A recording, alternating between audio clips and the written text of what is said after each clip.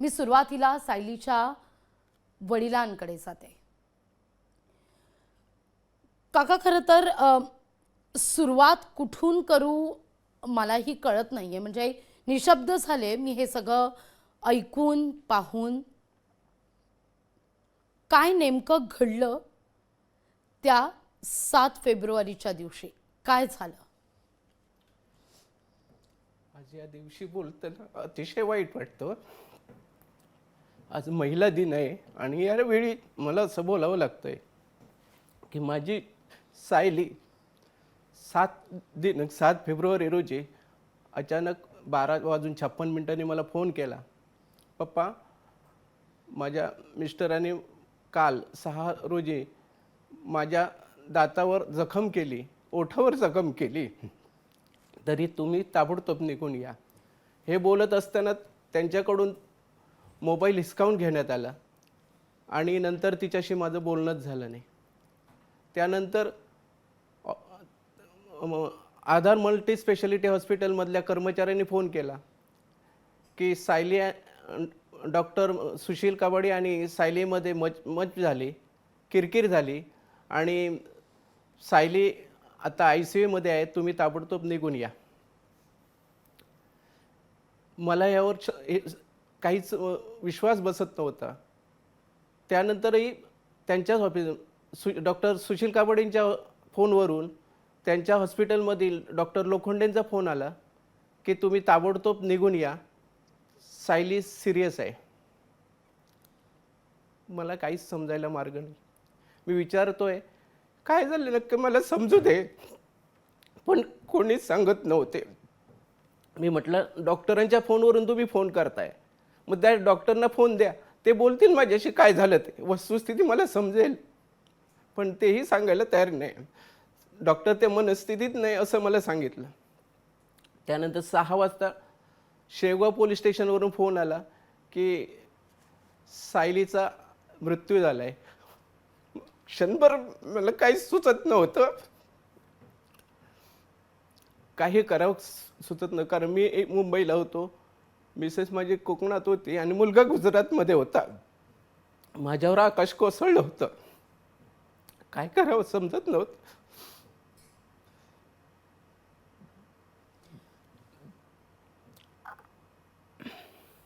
काका, मी समजू शकते तुम्हाला, तुमच्या भावना. आता हा सगळा प्रकार सांगत असताना किती जड अंतःकरणानं तुम्ही हा सगळा प्रकार सांगताय, आम्हाला मान्य आहे. पण आपल्याला जर न्याय हवा असेल तर कुठंतरी आपणच आपले मुद्दे घेऊन लढायला हवं.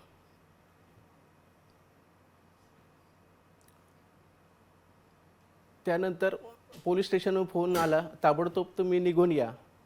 मी म्हटलं मी मुंबईला आहे, मी एवढ्या लगेच येऊ शकत नाही. मुलगा गुजरातला आहे, मिसेस कोकणात आहे, आम्हाला तिघाला यायला वेळ लागेल. त्यानंतर आम्ही 10 वाजता तिथून निघालो. सकाळी 8च्या दरम्याने नगरला पोचलो. 8:30-9च्या दरम्याने शासकीय विश्रामगृहात रेस्ट हाऊसमध्ये रिझर्वेशन केलं आणि तिथे थांबलो होतो. कारण पत्नी कोकणातून येणार होती, तिची वाट बघत होतो. त्यानंतर मी पोलिसांनाही सांगितलं जोपर्यंत येत नाही तोपर्यंत पोस्टमॉर्टम करायचं नाही, कारण वस्तुस्थिती मला समजली नाही तर मी पुढे काहीच करू शकणार नाही. ह्या गोष्टीला पोलीस स्टेशनवरून मला मिळावा तसा प्रतिसाद मिळाला नाही. मी मागत होतो काय झालं वस्तुस्थिती, रिपोर्ट द्या, रिपोर्ट मिळाला नाही.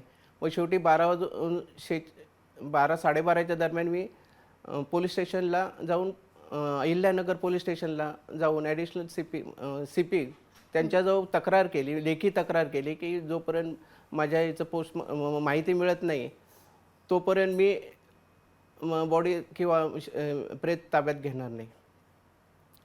पोलिसांनी त्यानंतर मला तिकडे मी म्हटलं पहिला FIR नोंद करणार, पण FIR नोंद करायलाही त्यांनी खूप वेळ लावला.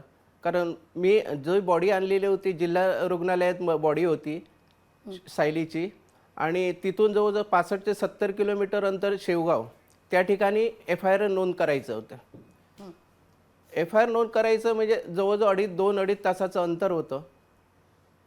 एवढ्या कालावधी मला बॉडी एक अंतिम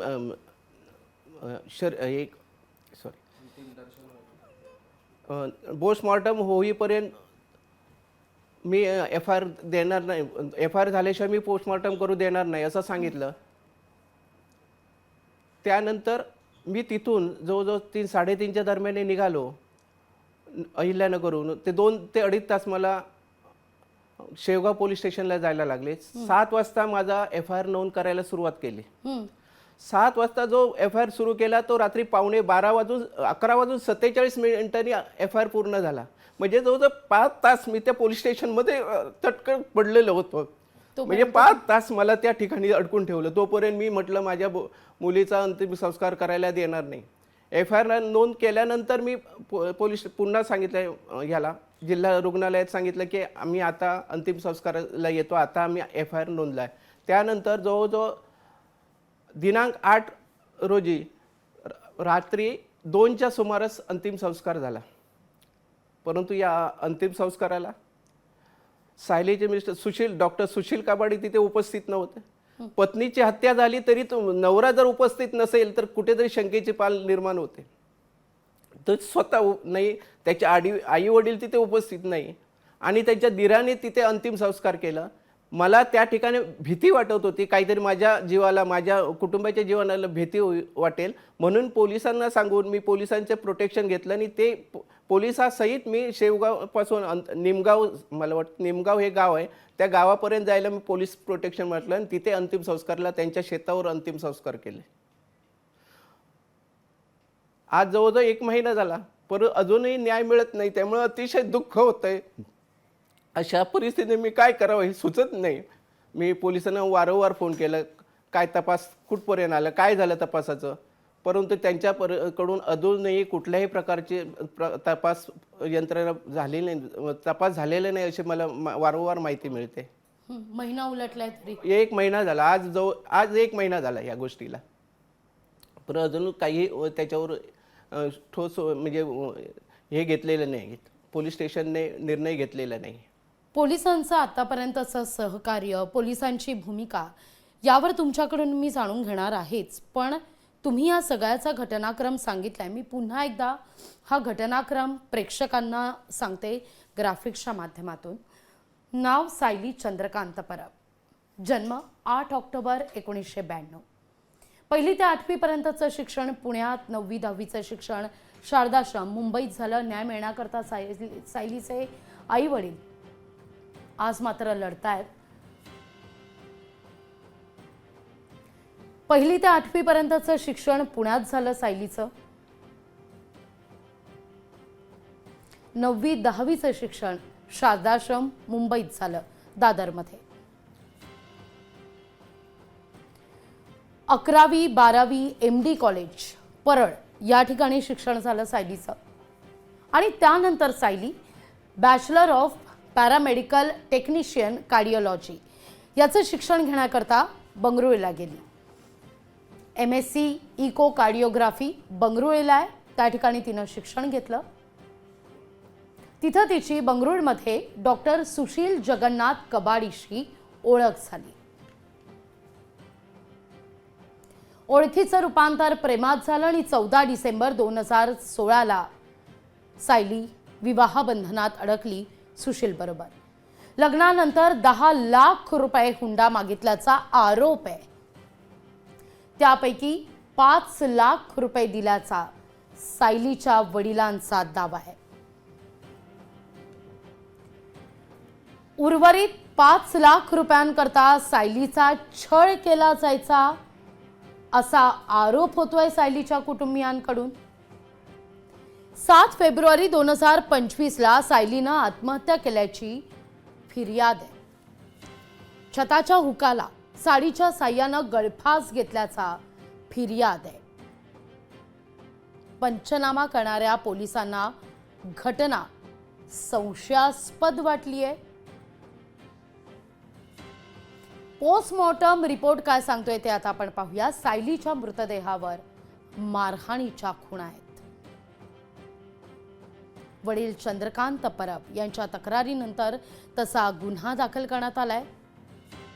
डॉक्टर सुशील कबाडी म्हणजे सायलीचे पती, सासू सासरे म्हणजे जगन्नाथ कबाडी आणि सासूवर गुन्हा दाखल आहे, सासरे आणि मुलावर गुन्हा दाखल आहे. आत्महत्येस प्रवृत्त केल्याप्रकरणी पती सासऱ्यावर गुन्हा दाखल आहे. न्याय मिळण्याकरता सायलीचे वडील, आई, भावाचा हा लढा सुरू आहे. मी सायलीच्या भावाकडे येते. लोकशाही मराठी ऐका, पहा, जागरूक रहा.